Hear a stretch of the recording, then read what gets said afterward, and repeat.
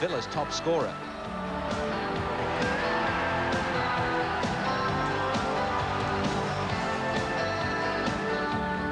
York, Regis, Daly.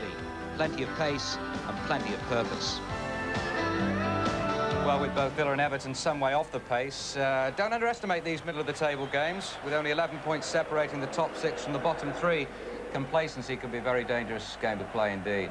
Well, good afternoon. For the second time this week, we're joined by the manager of the league leaders. This time it's Howard Wilkinson of Leeds United. Now, they're no threat to you. Good afternoon, Howard. They're no threat to you, but they can produce exhilarating football on their day. Yeah, I think the interesting thing is everyone will know how they're going to play this afternoon. You know how Howard's team plays, you know how Ron's team plays. What you don't know with Howard is that he sometimes messes about with his team, and I think, looking at the players on the sheet, I think he'll maybe play with a sweeper today, or at least a spare man and go man-to-man. But the pitch is going to be a problem. The pitch looks as if it might turn into a very bad pitch, and both sides would find that a problem. All right. Yes, it could be a choice if you win the toss of whether to bat or bowl. Let's join our commentators, Ian St John and Alan Parry. Well, thanks, Elton. And despite the recent weather, we've got a bright afternoon here at Villa Park. The pitch, in fact, very soft. Let's check on the teams, beginning with Villa. Seeley in goal. The Pole Kubicki at 2. Staunton returns to left-back. Teal and McGrath in the centre of defence. 6 is Richardson. 7, Daly. A new face for you at number 8, Steve Froggatt. Regis is 9, Parker 10 and York 11. And this is how they'll play, with Froggatt, who's just 18, on the left of midfield, and Daly will partner Regis up front. Well, now Everton's lineup: Southall in goal, Jackson 2, Ablett 3, 4 Ebrel, at 5 Watson, 6 Keown, 7 is Nevin, 8 Beardsley, 9 Beagrie, 10 Cotty and 11 Ward. The same Everton team, in fact, which lost in the FA Cup at Chelsea last week, and apparently the same formation. With Mo Johnson still injured, Cotty continues alongside Beardsley in attack. Today's substitutes are Olney and Breitkreutz on Villa's bench, Harper and Bashika for Everton. Well, Aston Villa are 7th in the First Division. This despite a recent lapse in their league form, which has in fact seen them win only 1 of their last 4 games. Everton, of course, are now out of all the cup competitions they entered, but a win today would see them go equal on points with Aston Villa, as both teams bid for a place in next season's UEFA Cup.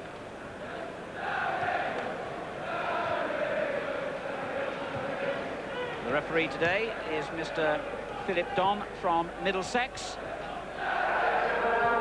And there's a history of goals in recent matches between these teams. I'm sure everyone will remember that match 2 seasons ago when Aston Villa thrashed Everton by 6 goals to 2. They've also recently drawn 3-3 and 2-2, and Aston Villa turned in one of their best displays of the season to win 2-0 at Goodison earlier in the season. This is young Steve Froggatt, who's had just 2 substitute appearances and 1 full game for Villa. That was at Arsenal. I saw him that day and he played exceptionally well. A very good left foot, and certainly one for the future. Everton today in their change strip of yellow shirts and blue shorts. Aston Villa, of course, in the claret and blue. And it's Everton who get the game underway in that really heavy central area of Villa Park. It's a shame the conditions here are not up to the standard of the players on view. But full credit to the ground staff at Villa Park for getting the pitch playable at all. It was hard and frosty and rutted earlier in the week, and in fact the game was in some danger of being played.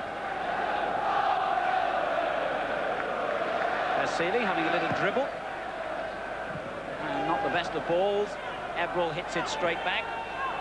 Paul McGrath will give the goalkeeper, who made his debut for Aston Villa in that 2-0 win at Everton in October, another early feel of the ball. Ablett's clearance. Beagrie finding Keown. Kubicki's interception. And it breaks loose again to Beagrie. He tries to hit Nevin on that far side. Staunton, the covering player for Aston Villa. And a welcome to our co-commentator today, Ian St John. Well, thank you, Alan. We are looking forward to a game of high skill and a passing game, because I think that's the style of both these sides, with Villa having the pace up front, the power through Big Cyril, and Everton with a shorter passing game.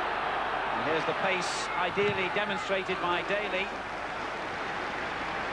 Tony Daly, who scored in that 2-0 win at Everton in October, when Aston Villa fielded 7 black players that day in their 11, a record for the First Division.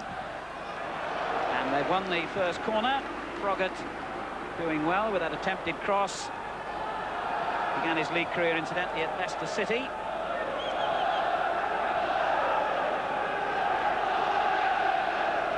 McGrath has come up to the near post. There he is.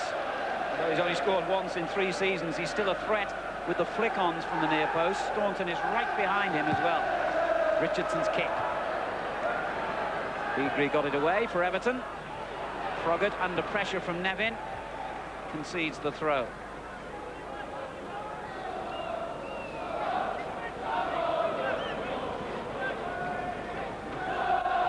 Aston Villa, as you've heard, have won only one of their last 6 games in all competitions. But that was a very important one, the FA Cup replay victory at Spurs. They play Derby County in the next round.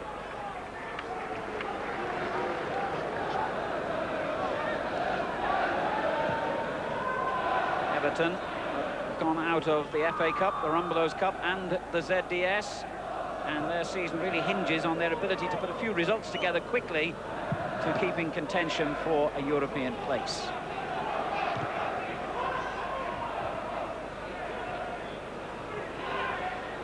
Kubicki with a little nudge in the back, but the referee is happy to let Villa play on. Dwight York on for Daly to chase, and Martin Keown did really well then. Martin Keown, I gather, Alan, from my Evertonian friends, they're saying that he's been outstanding this year for Everton. And I remember a game we had here, funnily enough, when he was playing for Aston Villa against Everton. He was outstanding. I think I gave him the man of the match that day. Teal's clearance. Parker couldn't control it. Everton have it back with Ablett. Here is Keown. Beagrie finding Ebrel. Beardsley. Beagrie again, wearing number 9, but playing on the left, of course. Ablett. Ebrel again. Ward made a good run for him then. He didn't see him. Beagrie to Watson. Nevin wide on that right touchline. And Froggatt just nicked it away from him. And in the end, Froggatt gave away the free kick, foul on Ward.